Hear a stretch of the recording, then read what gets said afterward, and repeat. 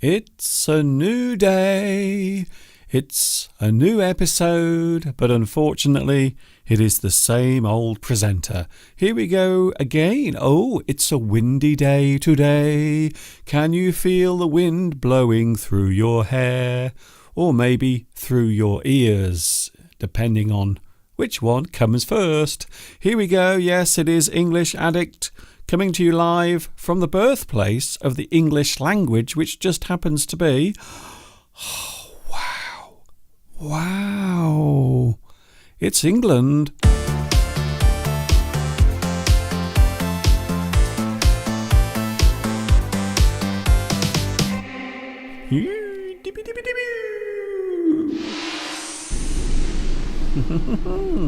Here we go again. Hi everybody, this is Mr. Duncan in England. How are you today? Are you okay? I hope so. Are you feeling happy today? I really hope so. Here we go again. We are back once more. It doesn't seem very long since I was with you last, which was, of course, on Sunday. Did you see the live stream on Sunday? We had a very busy one. Mr. Steve was also with us on Sunday. Of course, a lot of people ask, all the time, Mr. Duncan, why can't we have Mr. Steve during the week? There is one good reason for that, a simple reason. He has to work, unfortunately. We all do, I suppose. And believe it or not, this is work. It doesn't look like it, but it is. So how was your week? Was it a good week? Did you have a nice week? I hope so. My week was a little bit average. Nothing special, no real moments that I remember from this week so far. Maybe today I will make some lovely memories. You might describe the week as humdrum. Oh, I like that word, humdrum. If something is humdrum, it means not special, nothing happened, uneventful. So I suppose this week so far here, my week has been pretty humdrum. Nothing special. Not much happened.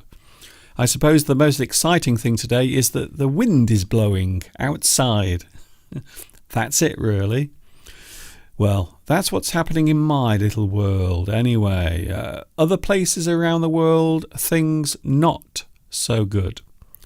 I'm sure you know what I'm talking about. Here we go then. Yes, my name is Duncan. I talk about the English language. You might say that I am one of those up there. I am an English addict, and I have a feeling you might be one of those as well. We are here once again. If it is your first time, welcome. If you are one of my regular viewers, can I also say welcome? It's nice to see you back where you belong. And of course, yes, we've made it all the way to the middle of the week. My week has been humdrum. I love that word. Yes, it's Wednesday.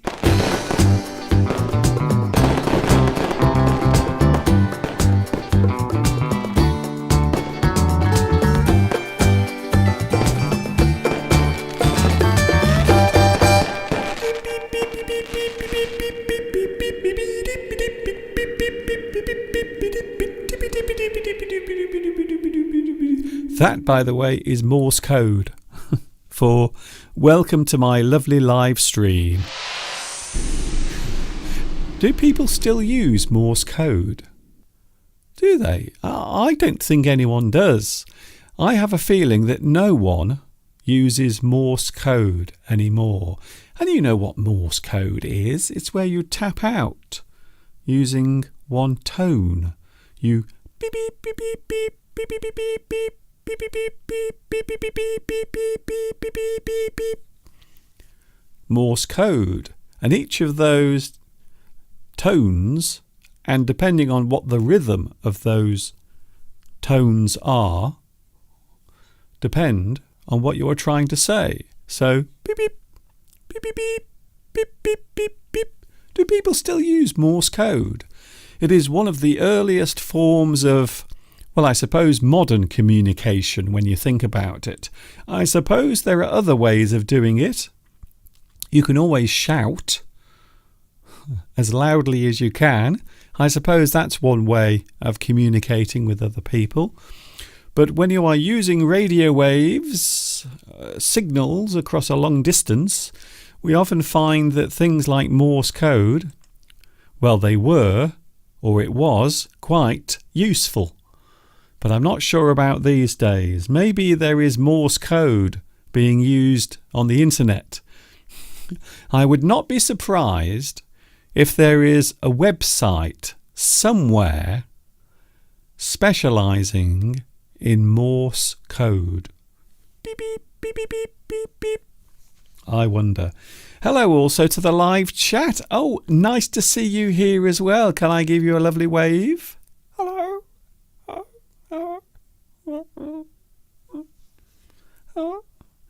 Nice to see you back also. Oh, Vitas. Vitas. Your finger is very strong. I feel the force of your finger. It is coming through the internet.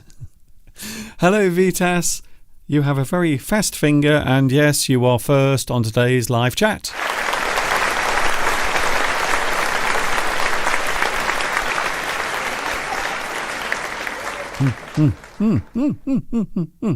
Definitely.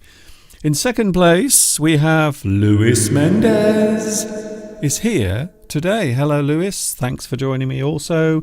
Paolo. We also have Paul Lay. Hello to you. I think, if I remember, you are watching in Myanmar. Am I right?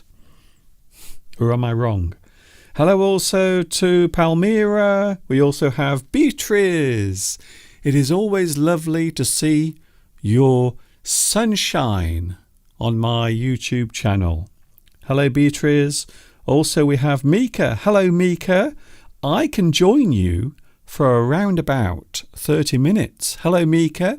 And can I say a belated, late happy birthday for last week? Yes, I hope you had a good time. I hope you got all the things you wanted. Hello also to Jury. Hello, Jury. Jury Nembrini. I like your name, by the way. It sounds very nice. Hello, Rosa. Hello also to... Oh, can I say hello to Helbert? Hello, Helbert. Helbert watching in Brazil. A big super duper hello to you as well. I hope you're having a good day. Hala. Hello to Hala. I hope you are having a nice time as well. We also have Claudia. Claudia. A lot of people love the new feature on Sunday where we ask Claudia what she is cooking. But it would appear that lots of other people want to get involved as well with that. So we might change that feature on Sunday to What's Cooking Everyone. What's Cooking Everyone. So that we might change that. I'm not sure. But I do like What's Cooking Claudia. I think that's a good one. I like that one a lot. Hello also to Mary Fur. Hello to you as well. Thank you very much. Also, Rosa is here as well. Yes, it is Wednesday and we have lots of things coming up today. We are talking about words that are used in the English language that are actually foreign words. So they are used in their actual state. So they haven't been changed or altered. They are actually used as they are. So that coming up later on. You might also notice later that many of the words are French. However, the English language has been influenced by many languages from all around the world. Hello also to... Oh, we have Pedro Belmont is here as well. Hello, Pedro. Thank you for joining in as well on Wednesday. That's it, really. Oh, by the way, this is the final one. This is the last full English extra for May. Not ever. Don't worry. I'm not quitting. I'm not going anywhere. But this is the final English Addict extra for this month. And of course, I'm back with you on Sunday. However, next Wednesday, it is a new month. So this time next week, it will be June already. This year seems to be going by a little bit too fast, if you don't mind me saying. It does seem to be going by quite quickly. I don't know about you, but I keep receiving surveys.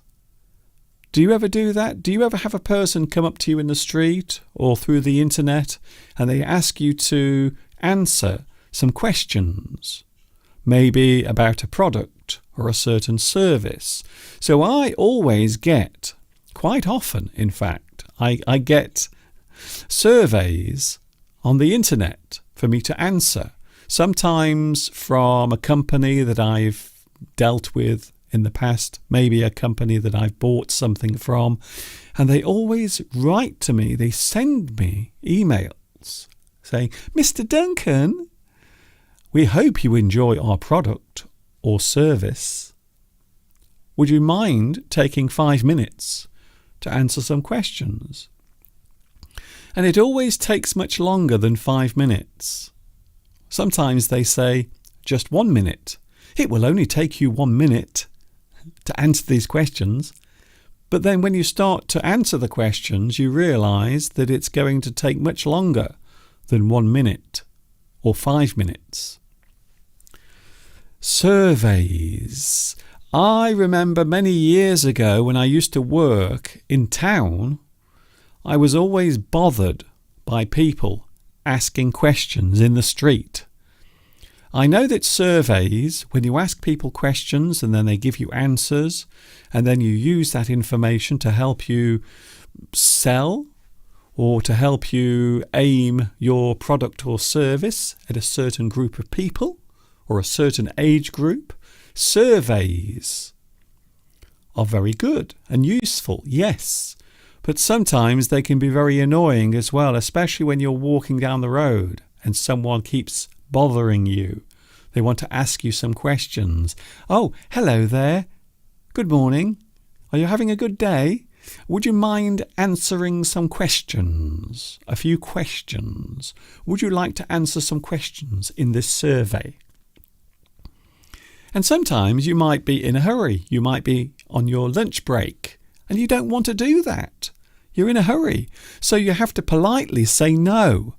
The only problem is, if you work in town, then every day when you're walking around, you will always be asked. People will always stop you in the street. So if you work in the same area every day, you will find that the same people will keep asking you to take part in the survey, even though you've already said no, maybe 5 or 6 times. So that can be quite annoying. Surveys, are they useful? Do we really need surveys? Do we really need to ask other people questions? Well, apparently, you might be surprised to find out that surveys are really useful. Over the years, the way companies and certain brands target their customers has been improved a lot because of surveys, asking people questions, asking them about their preferences, the things they like, the things they don't like. So I think maybe, despite the fact that they are really annoying, taking part in a survey is quite a good thing. Even though sometimes they can be really annoying. I think so. Hello, Amajit. Hello, Amajit. Oh, I have not joined the live chat for 3 months. Where have you been? Have you been working hard? I hope so. Hello also, we have Koa Nguyen. Hello to you as well. I think you are watching in Vietnam. Am I right or am I wrong? Hello also to... I think I've said hello already to Beatrice. Hello also Nico. Nico. Where are you watching at the moment? So do you ever answer questions in a survey? The reason why I ask today is because YouTube have once again asked if I would like to take part in a survey. A few days ago I actually took part in a focus group, which meant that I had to join in on a Zoom meeting. I can't talk about it because I had to sign a document saying that I would not discuss anything that happened in that particular focus group. So I can't even talk about it. But it was very interesting. And it was also the first time that I used Zoom as well. Never used it before. I've used FaceTime. I've used Skype. But I've never used Zoom. So it was my first time. Very interesting moment as well. It was answering questions and also answering questions in a survey. Palmyra says, I did that job, asking people questions or doing a survey. I did it for 5 years. It was not an easy thing to do, convincing people to answer the questions. Yes, because most people don't want to do it. Most people are in a hurry. They don't want to stop and talk to someone. Another one that used to really annoy me, and I'm sorry if this upsets you, charities, people from charities stopping you in the street. They would stand in front of you and they would bother you. And maybe you're in a hurry. Maybe you're going somewhere. Maybe you only have a 10-minute break from your job. And then someone from a charity will stop you and they basically ask you some questions and then they ask you for money. All of these things can be very difficult. Asking a person, a stranger in the street, to do something or to ask them to take part in something is really hard. I couldn't do it. To be honest with you, I could not do that. It is a very hard job. Hello, Gulu 10. Hello to you as well. Nice to see you back on the live chat. Abol Farzi is here as well. Can you help me, Mr. Duncan? I will try my best. The only thing I can do in this life is try my best. I can't do any more than that. So I will try my best to help you. And I have a feeling the help that you are searching for is connected to the English language. I think so. Well, guess what? You have come to the right place. Because this is it. This is where it all happens. English Addict, live every Wednesday and Sunday, right here on YouTube. Another subject we're talking about today is a sensitive subject, a subject that maybe some people don't want to talk about, maybe a subject that some people find upsetting, or maybe a subject that might make them feel offended. I am not here to do that. Can I just say, I am not here to offend you. So if you are offended, I didn't mean it. So here we go. We are looking at the use of flags. Oh, and the reason why I'm mentioning this is in a few days, you may have heard, we are having a big celebration here in the United Kingdom. We are celebrating the Queen of England. 70 years she has been sitting on the throne. And unfortunately, her bum has gone numb. She can't feel a thing. So that's what we're doing, and lots of people will be putting up their flags of the United Kingdom. A lot of people know this. Of course, I'm sure you know all about this particular flag, and there you can see lots of them, lots of those flags hanging up. And now, if you walk through London, apparently there are flags everywhere of the United Kingdom. So that is the United Kingdom flag, red, white and blue. And it is called the Union flag. Union flag. Of course, quite often it is called the Union Jack. Although you only call it that when you are in distress, apparently. Don't ask me why. So this particular flag is a combination of more than one flag, including Wales, Scotland, and also England as well. So it is a combination. There it is. It is a combination of different flags. Some people have become rather angry and upset because these flags are now hanging everywhere or in many parts of the UK and especially in London. And some people have said that it is not a good thing. Some people become very angry, very upset about flags. So what about you? Do you feel upset when you see a flag? When you see another nation waving its flag? Do you feel upset by it? So let's have a quick look at the word flag, shall we? And there you can see lots of flags from around the world. Can you see your flag? Maybe it's there, maybe it isn't. So the word flag relates to an emblem or symbol. Flag. So a thing. Quite often we use this to show the representation of a nation or a company. Flag, emblem, symbol. So you might say that a flag is symbolic. It is representing something. We can also use the word emblem as well. A flag is a symbol used to identify a particular group or nation. So when we say group, it can be a company.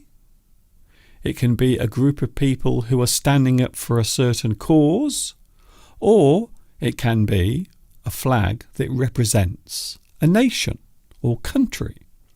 So that is the reason why we often see flags in many different shapes and sizes and colours and designs. As a verb, the word flag means to mark something or single a certain thing out for easy recognition. So you might flag something because it's something that you want to see later, or maybe something you want other people to see or recognise. So the word flag can be used as both a noun and a verb. The thing that you wave, those things are flags. And that particular word is a noun. But as a verb, the word flag means to mark something. You are making a mark. You are highlighting something because you want other people to be able to see it.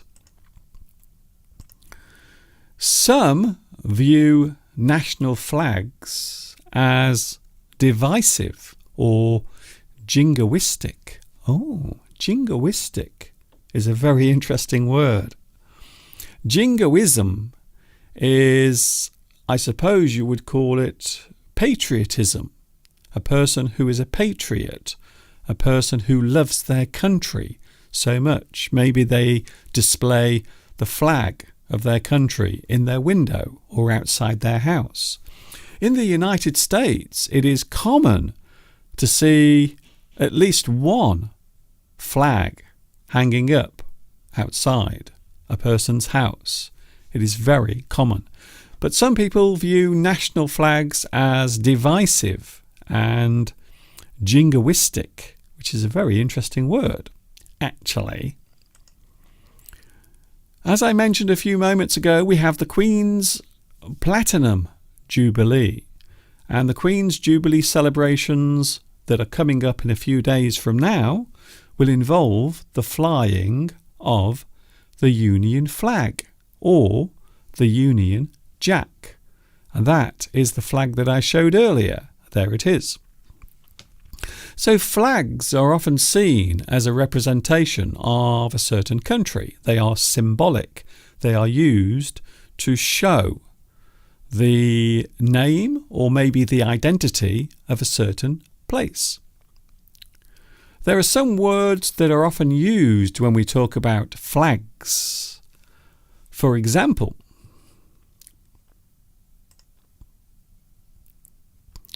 we have the word patriotism. So a patriotism is the feeling of love for your country, the feeling of doing what your country asks of you, to love your country. You are a patriot.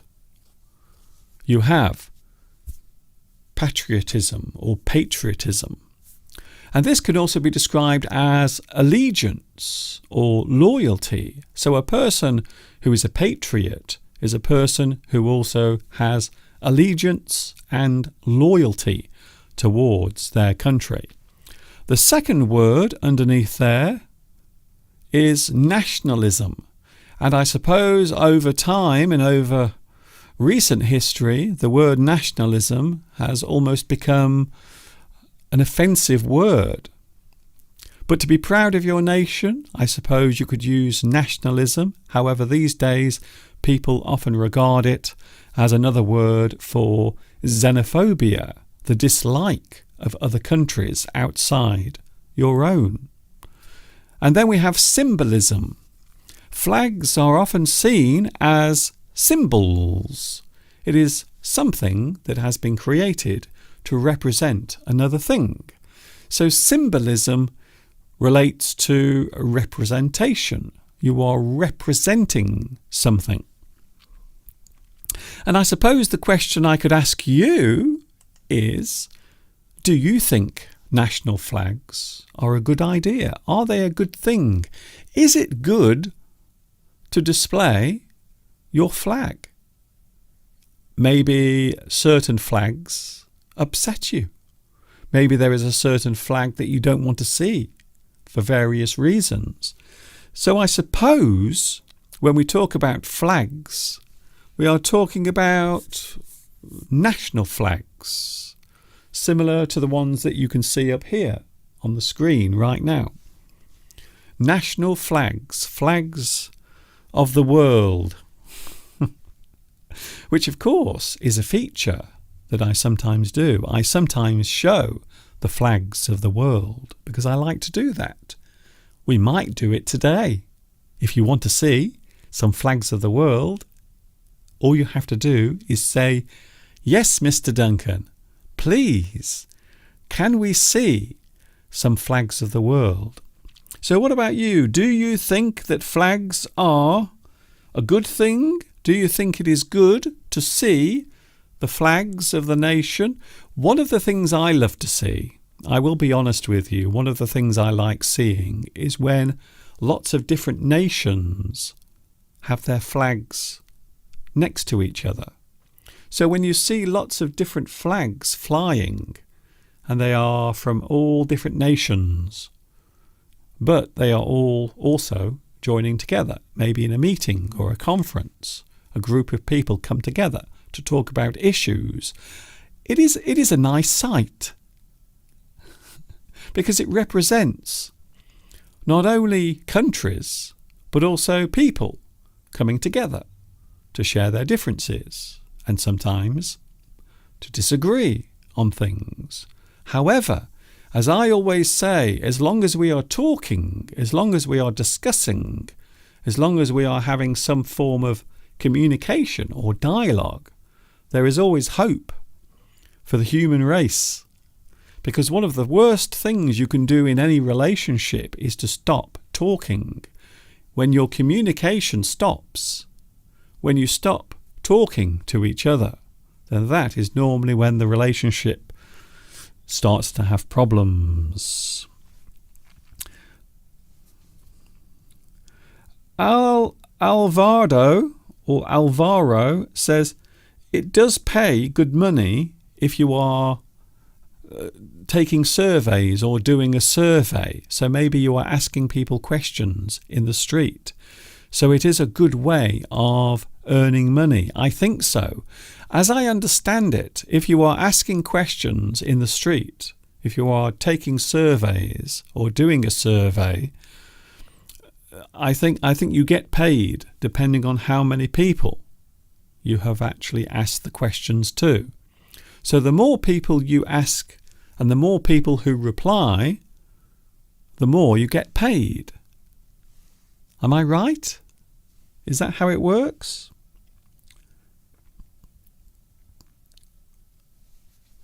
Hello also to Lewis. Lewis is talking about people calling on the telephone. Insurance companies. Ah, yes, that's the other one. The other one that people hate. The other one that people dislike is when someone calls you on the telephone. They say, hello, I'm from Mr. Bloggins Insurance Company.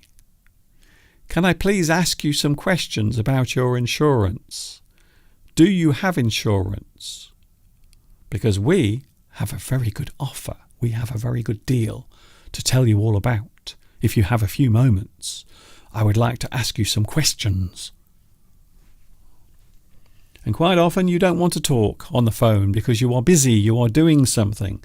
So yes, not only can you have surveys through the internet, maybe someone will ask you questions in the street, face to face, but also maybe someone will call you on the telephone as well and ask questions.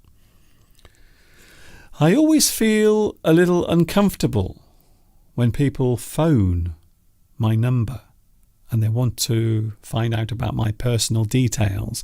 I always feel a little worried about that. I feel uncomfortable doing that.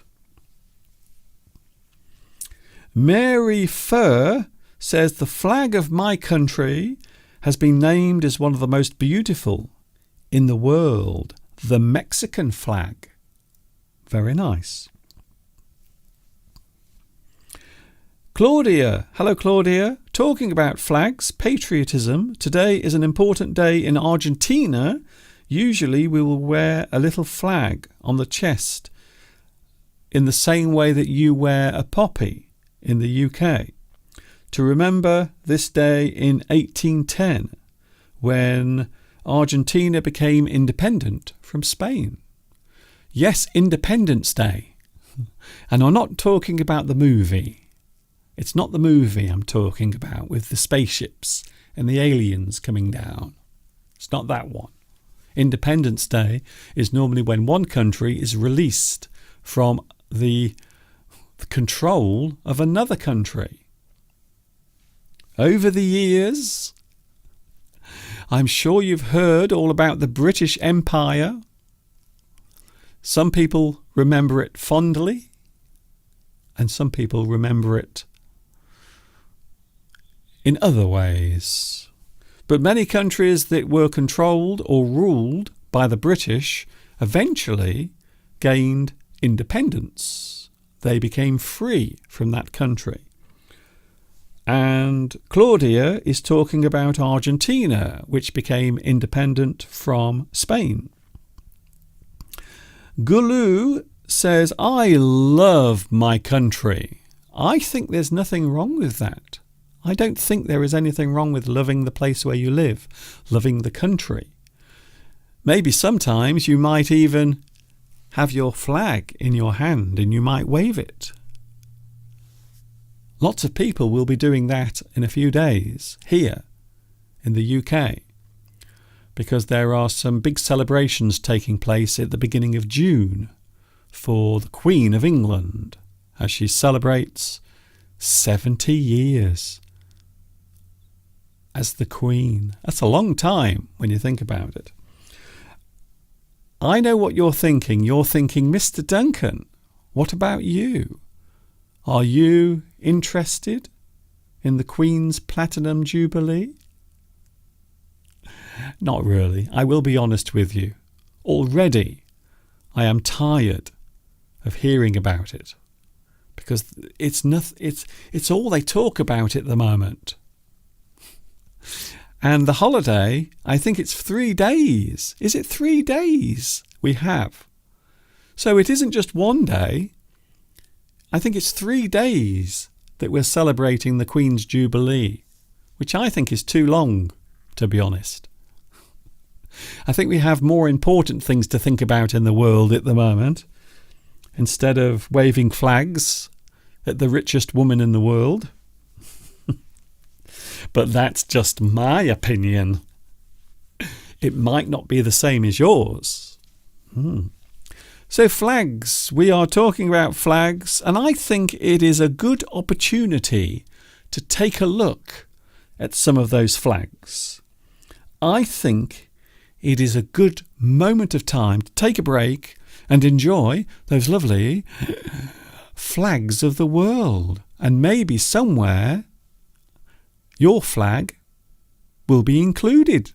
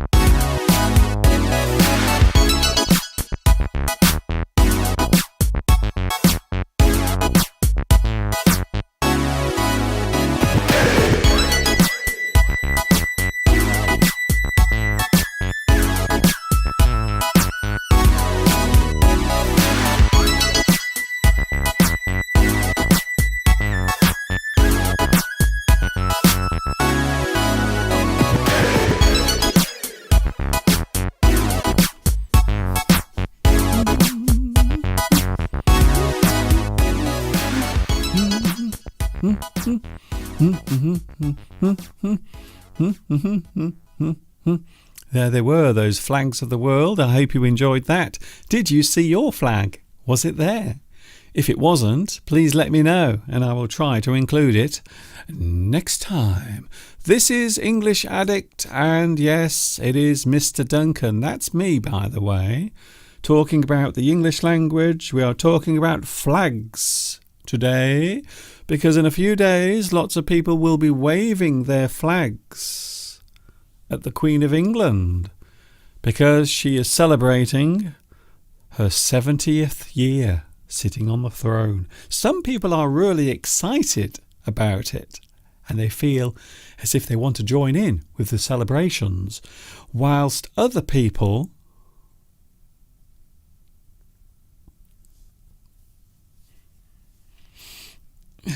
don't.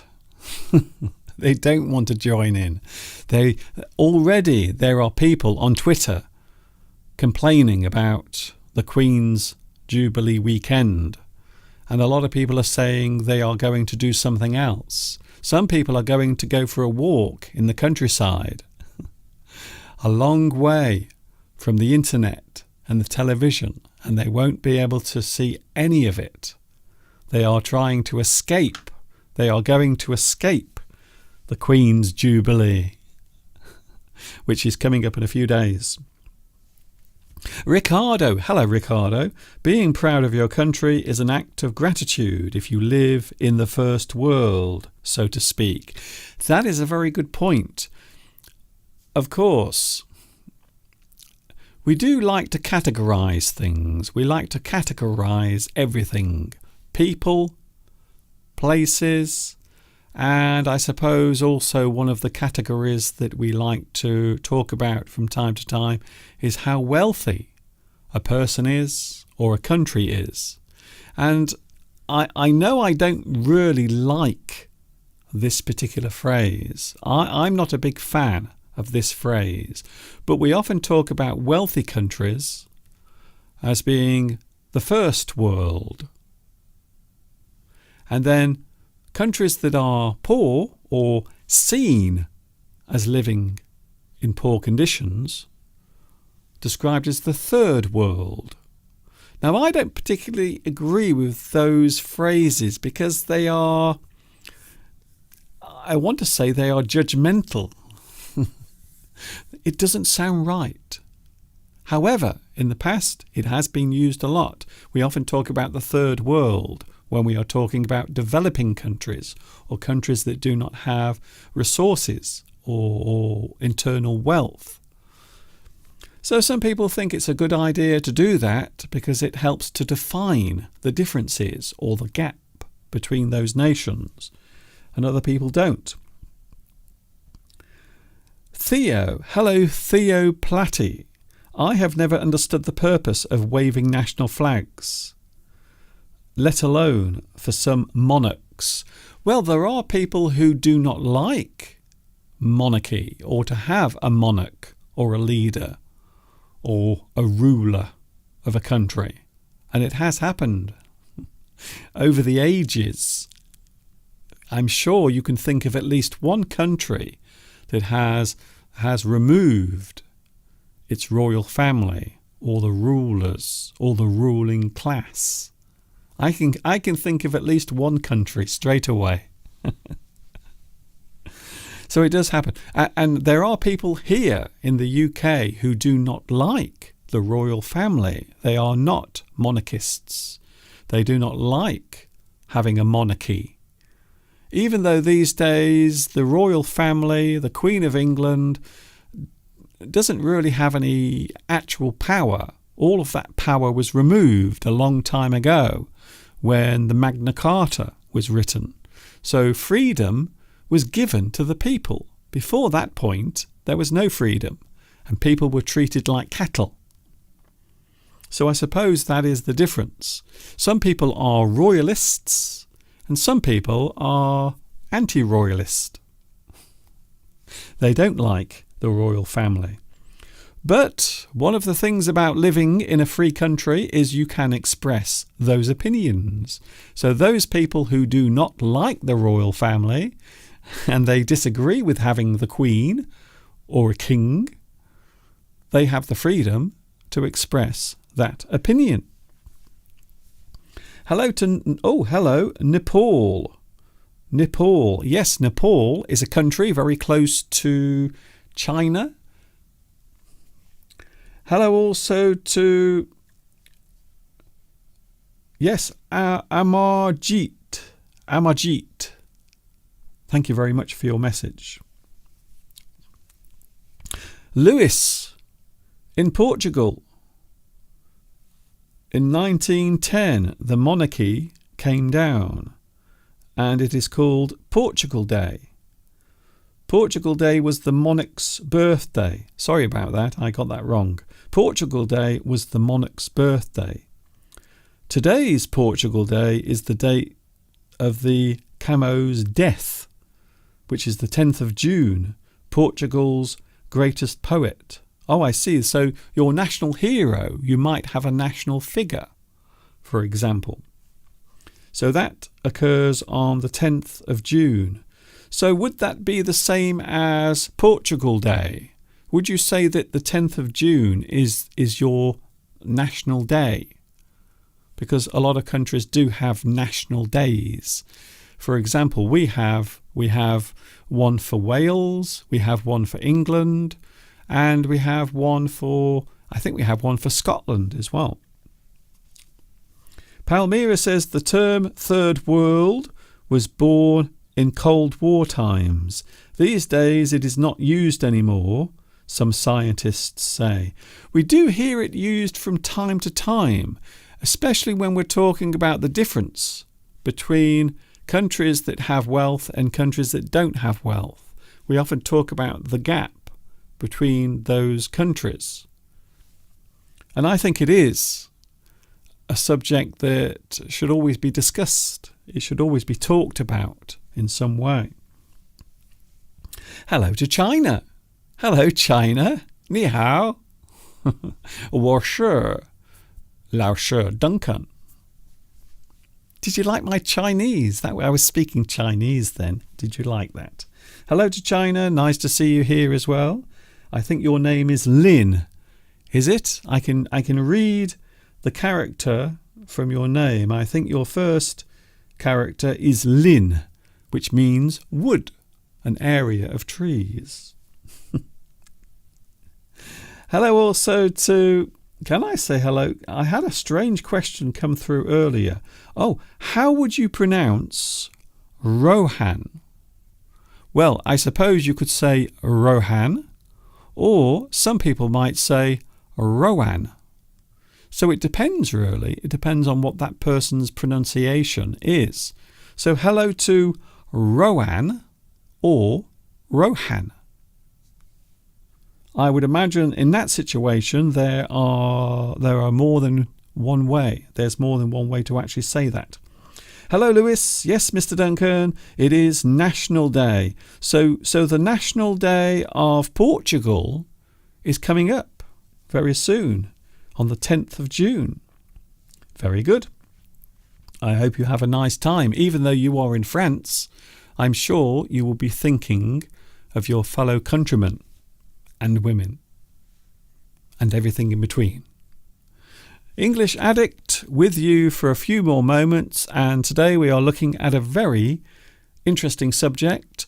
The English language is full of all sorts of words. There are so many words in the English language, and today we're looking at words used in English which actually come from other languages. So they are not altered or changed.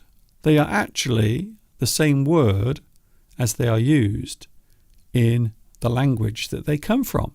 All of that coming up in a few moments, but first, let's have a little break, shall we?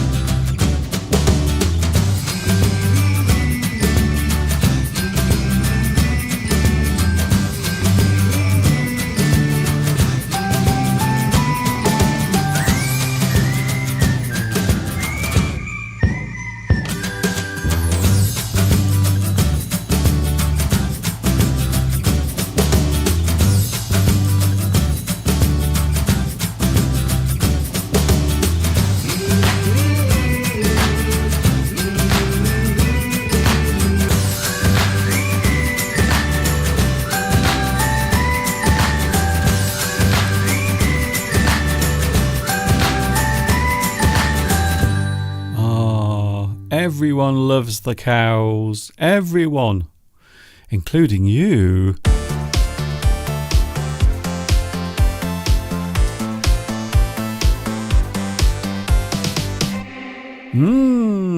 Here we go. That was nice. What did you do during the break? Did you watch the cows? Or maybe you went to visit the toilet? Or maybe you got a drink or a sandwich? Anyway, we are back and we're looking at the final part of today's English Addict Extra, coming to you live from England on Wednesday. We are looking at words that are used in the English language that come from other languages. Non-English words used in English. And I have a feeling that some of you will come up with your own suggestions, because there are actually quite a lot of words that are used, everyday words that we use all the time, that are actually directly taken from other languages. I suppose a good example would be cafe. Cafe. You go to a cafe. We also go to a cafe. And that comes directly from the French language, cafe. So we say cafe, even the pronunciation is the same, cafe. In French they say café, we say cafe. I hope you get the idea. Non-English words used in English. I'm going to go through some of the words. This is what will take us to the end of today's live stream. The first word, I like this one. I like this word. It's a nice word to say when it comes out of your mouth. Incognito. Incognito. A person might go incognito. And it comes from the Italian language, and it means to be in disguise. You are hiding your true identity. You are going in disguise. You are going undercover. So you are not going to reveal your true identity. You are going incognito. You will not be recognized. Sometimes famous people will do that.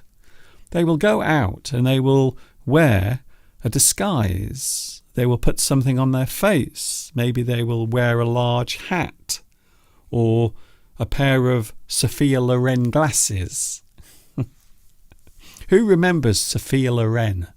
She always used to wear these huge sunglasses. They were huge, really, really big sunglasses.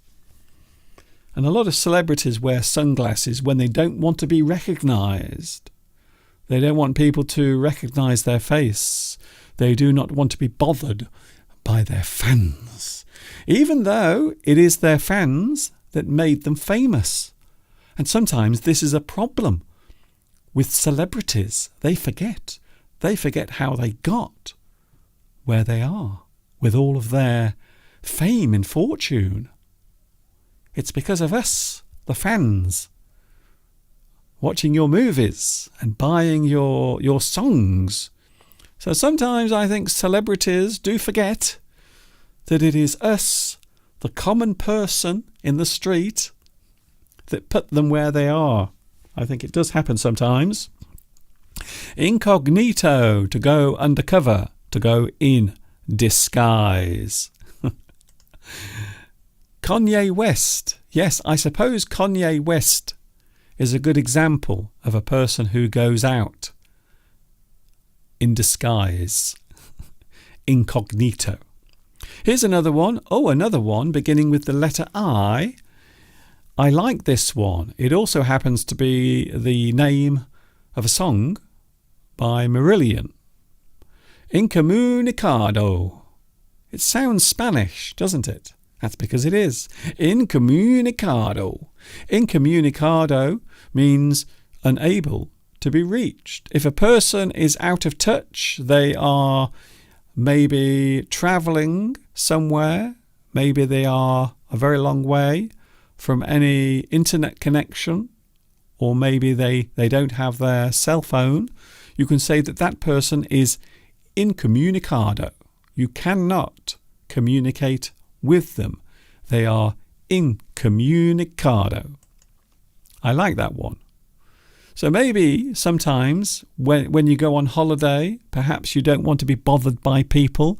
Maybe you switch your phone off, and maybe you disconnect your computer or turn off the Wi-Fi or the internet connection so you can't be disturbed. You are incommunicado.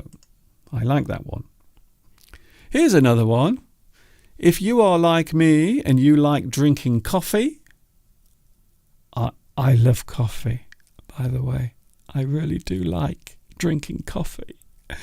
I have a cup of coffee every day at 11 o'clock. And because Mr. Steve is also working at home, I also make a cup of coffee for Mr. Steve as well at 11 o'clock in the morning. And I always look forward to my cup of coffee. Espresso. Espresso. A lot of people say espresso, which is wrong. There's no espresso. There is only espresso. And this is an Italian word. It means to press out. To press out. So when you are making coffee in a proper coffee bar or a coffee shop, the person serving the coffee will first prepare the coffee. So the person who prepares your coffee is called a barista. Ooh, very nice.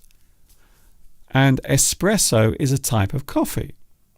It is normally strong. You can drink it very quickly.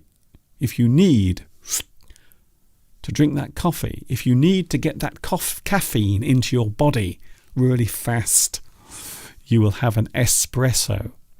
And this is an Italian word for press out. And it is used during the process of preparing a drink, a coffee drink. I believe it's called tamping. Is that right? When you press the coffee, I think the actual word that people often use is tamping. You press the coffee. And that is where the word espresso comes from. Did you know that? Well, you do now. Here's another one. We do actually have quite a few French words on our list. It is true that many English words derive from the French language. However, it is not the only language. There are many other languages as well, including Spanish, Italian, German, or as it was known back then, Germanic. So there are many, many influences on the English language. This particular one is French. This is a French word, everyone. The word is silhouette. Silhouette. The silhouette is the outline or shadow of something. So if you can see something through the light, but you can't see the detail, it is just the outline or a shadow, we often describe it as a silhouette. Silhouette. And it comes from the French language, and it basically means the outline of a shadow. You can't see the detail, you can only see the outline of that thing or person. Silhouette. I was walking along the road, and in the distance I could see a silhouette of a person coming towards me. I think it was a lady, but I wasn't sure because it was very dark at the time. I won't tell you what happened next. Oh, I like this one. A little bit of Latin. Of course, we couldn't talk about the English language without mentioning Latin, could we? Really, when you think about it, because quite often people also think about Latin when we talk about words that have been derived from a certain place. And Latin, of course, is one of those places. Well, it's not a place. Italia. Hello to persona non grata. Hello, persona non grata. I'm feeling very sorry for you because you are an unwelcome person. That's what it means, you see. If a person is described as persona non grata, it means they are not welcome. They have been excluded. They have been excluded from a group, or maybe from a certain society or an area or a place. An unwelcome person. That person is not welcome. They are persona non grata. You can also say personae non grata, if you are posh. If you are posh and you like to show off your Latin, you can say personae non grata or persona non grata, which basically means the person is not welcome. They are not welcome. They will not be welcomed. Here's another one. We've all done this. I think it was Archimedes, and he was taking a bath one night. And he looked down, and he saw something in the water floating in front of him. Can you guess what it was? He suddenly jumped out of the bath, and he cried, "Eureka! I have it. I have the idea." So a moment of time where you suddenly make a discovery or something great happens, maybe you discover the meaning of life. I'm still looking for that, by the way. I haven't found it yet. But if you are looking for the meaning of life or the meaning of anything, or maybe you want to come up with a new idea, you will shout, "Eureka!" A joyous moment of discovery. And that comes from the Greek language. Eureka. I have come up with a great idea. I have had some inspiration. Quite often you will have inspiration when you're taking a bath. And if your bath is too hot, you might have perspiration as well.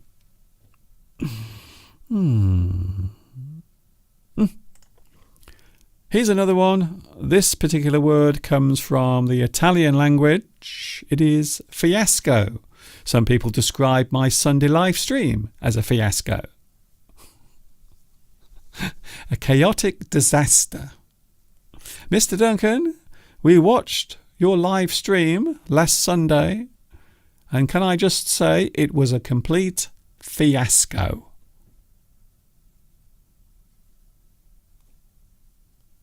It was a chaotic disaster. And that comes from the Italian language. Here's another one. Oh, we have a bit of Yiddish.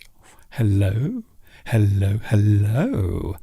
This word is glitch. Glitch. Glitch. Something has gone wrong. There has been a minor fault. Something has stopped working, maybe temporarily. Maybe there is a small fault. Maybe something is not working as it should be. Quite often, an electrical device might have a glitch. A small problem or a small fault can be described as a glitch. And it comes from Yiddish. There are some words that derive from the Yiddish, and that is one of them. Glitch. Maybe your phone, maybe your computer is not working properly. Maybe there is a small problem with your computer. You might say, there is a glitch.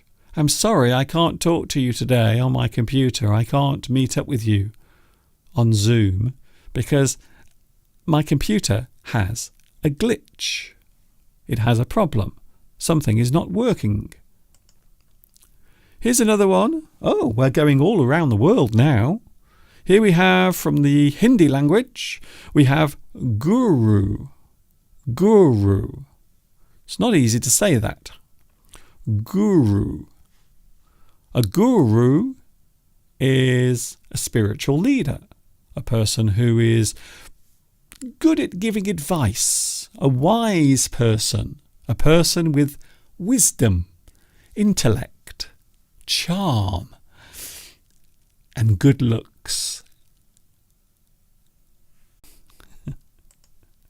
A spiritual leader. Hello to the live chat. Don't worry, I haven't forgotten you. I haven't forgotten you. I think I lost the connection then. Did I just go off then? Did I just go off? Can you please tell me if I just disappeared? Because something very weird just happened. Did I just get cut off?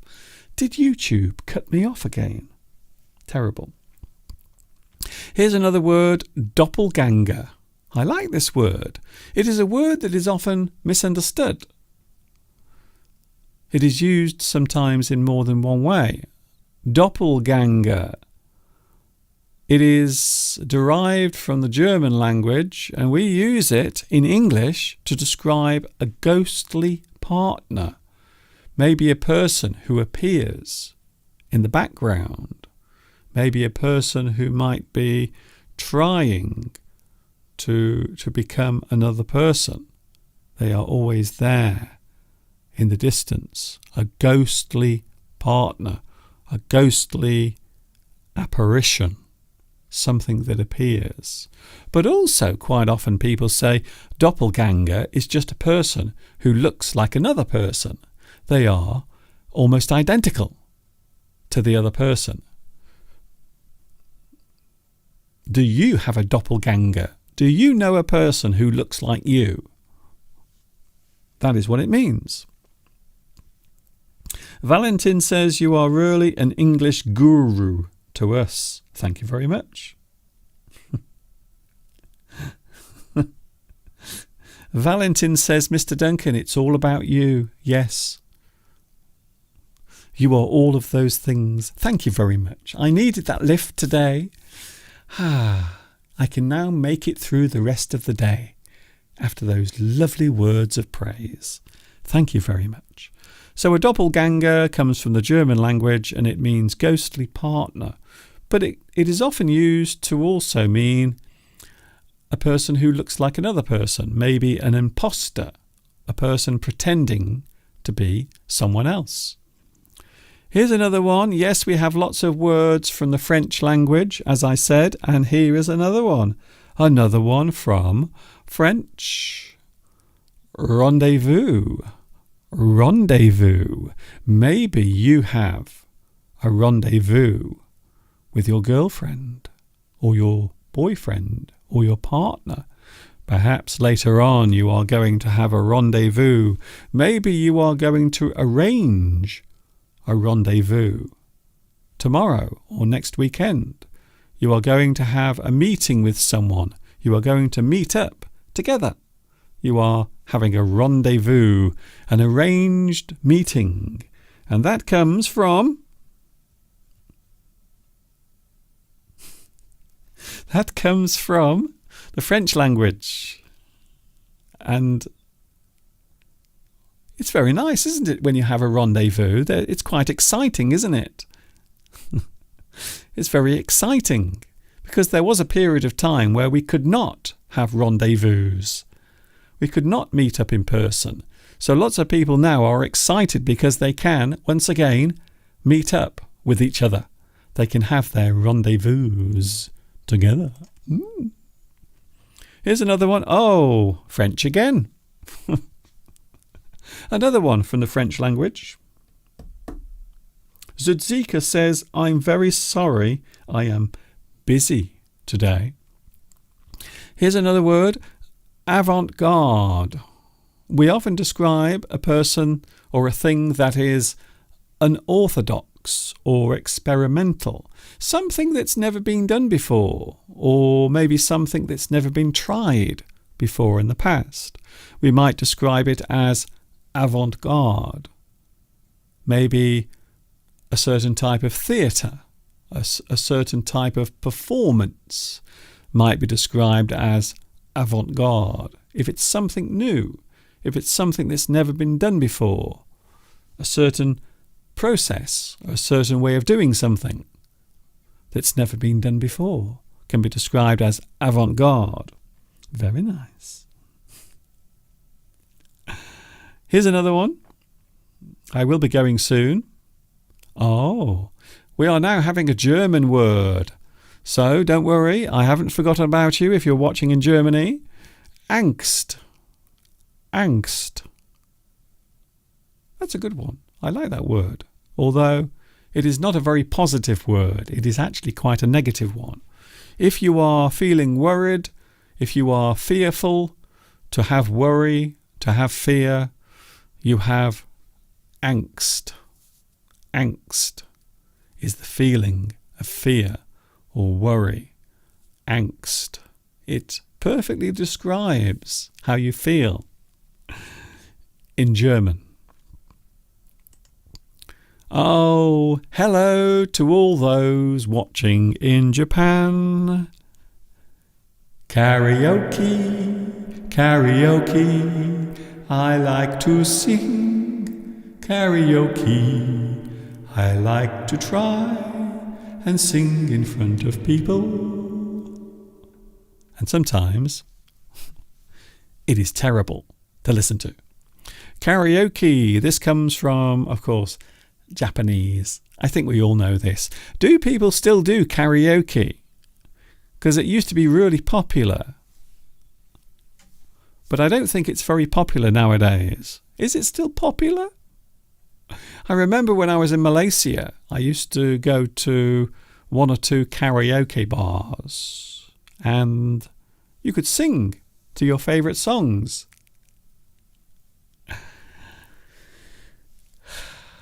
Badly.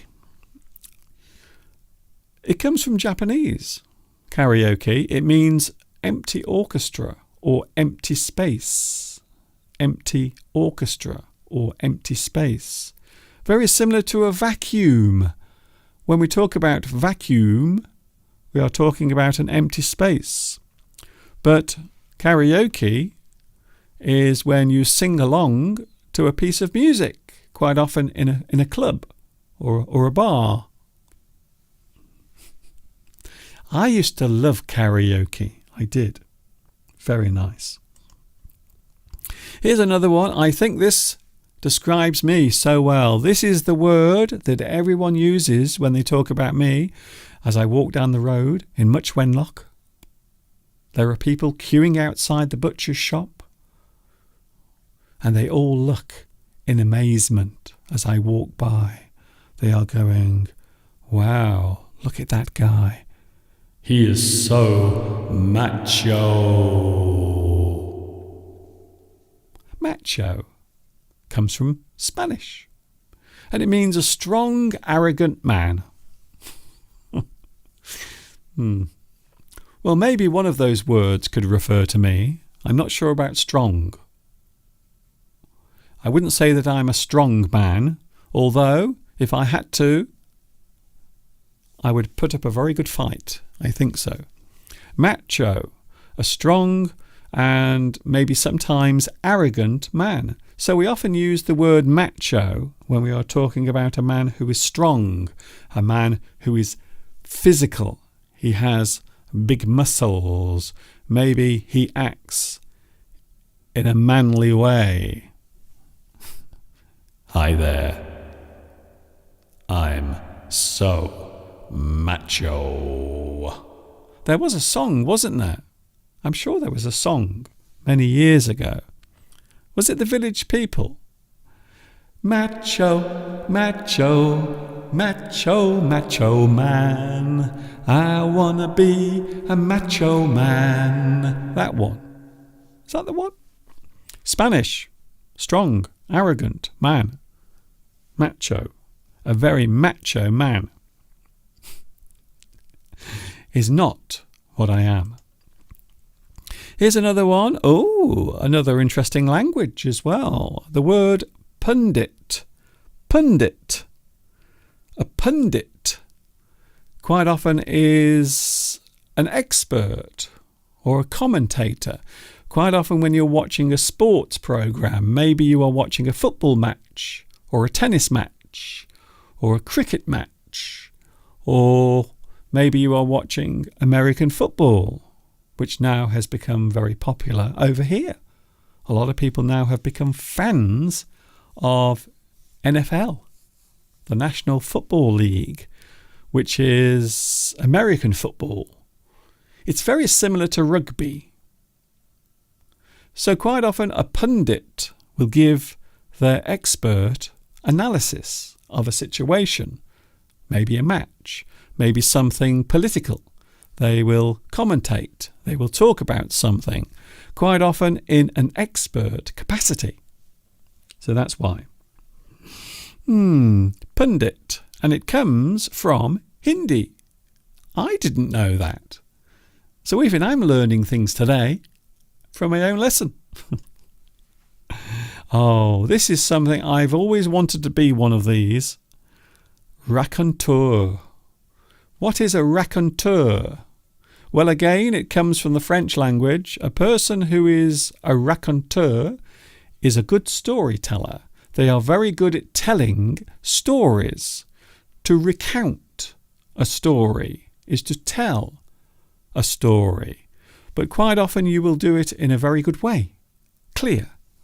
Maybe you make the story funny. You use some interesting words when you are telling the story. A person can be described as a raconteur. They like to talk about things. Maybe they talk about experiences that they've had in the past. A raconteur. And that comes from French. I think we have two more, and then I'm going. Oh, here's a good one. Have you ever seen the movie V for Vendetta? It's a great movie. And it stars the guy from The Matrix. You know who I mean. I'm very disappointed in you, Mr. Anderson. Him. I can't remember his name. I'm sure someone will tell me. What? V for Vendetta is a very good movie. I quite like it. Some people don't like it, but I do like it. The word vendetta is Italian, and it refers to a private revenge, quite often in retaliation when there has been a murder. A vendetta. So maybe you have a personal vengeance. You want to get back at someone. Maybe one person has done something bad to you, and now you have a vendetta. You are going to find that person. You are going to hunt them down.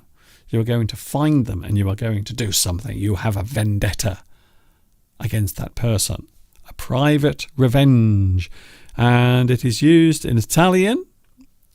And it also, I suppose you could say, it is a form of vengeance. Vengeance. You want to return the bad deed to the person that did it to you. Vengeance. You have a vendetta. Oh, hello. Hello, Jimmy from Hong Kong. Hello, Jimmy. Thank you very much for joining me today. We have one more word, and then I will be saying adieu. Oh, you see? Quite often we will say adieu, adieu, adieu, goodbye, farewell, sayonara, au revoir. In a few moments. The final word today, non-English words that are used in English. German word, Zeitgeist.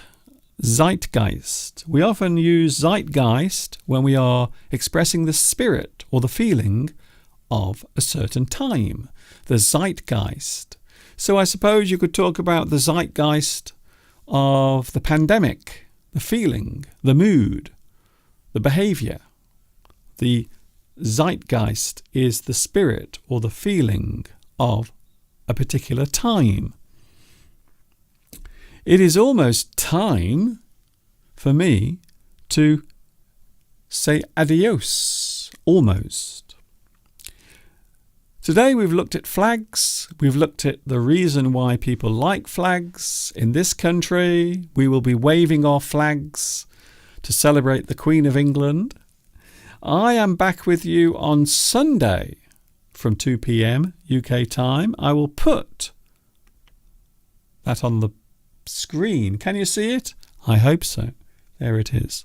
Sunday and Wednesday. So every Sunday and every Wednesday I am here with you from 2 p.m. UK time is when I'm here talking to you. Valentin. Oh, very good. Valentin has made a suggestion of a word that is used in English but is not English. Déjà vu. I like that. Déjà vu. Déjà vu is the feeling of having lived something or experienced something before. So maybe you are doing something and then suddenly you get the feeling, you feel as if you've done that thing before. It feels so familiar in your mind. You feel as if you are reliving a moment. And we can describe that as déjà vu. I believe it means already seen or already experienced, already seen. Thank you very much for your company today. It's been a long one, 90 minutes of me.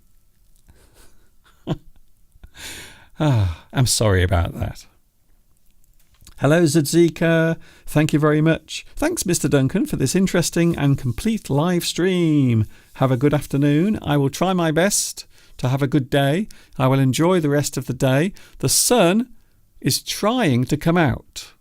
So I'm hoping the sun will come out because I have to go outside and I have to feed the birds because at the moment there are lots of young birds, chicks, and they are still in their nests. And many birds now, many different types of bird are coming into the garden to feed. So I need to go outside in a few moments to put some bird food out. So the birds, the adult birds, can feed their babies. Thank you very much for your company. I hope you've enjoyed this. It's been an interesting one. I hope it has been interesting for you. Or else, why was I here? And of course, you know what's coming next. This is Mr. Duncan in the birthplace of English, saying thanks for watching. See you on Sunday, 2 p.m. UK time. And of course, until the next time we meet here, you know what's coming next. You do know what's coming next. I'm pretty sure of it.